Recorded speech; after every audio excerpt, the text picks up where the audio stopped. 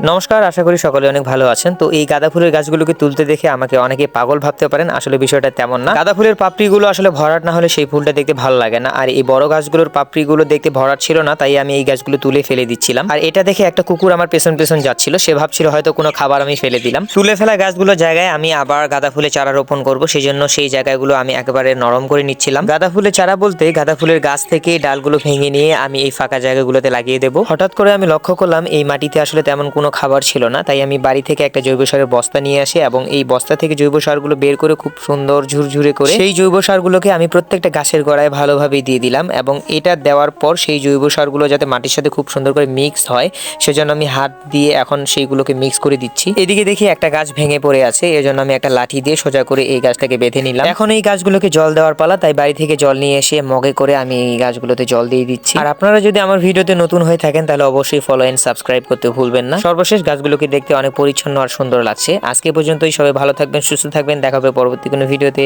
নমস্কার।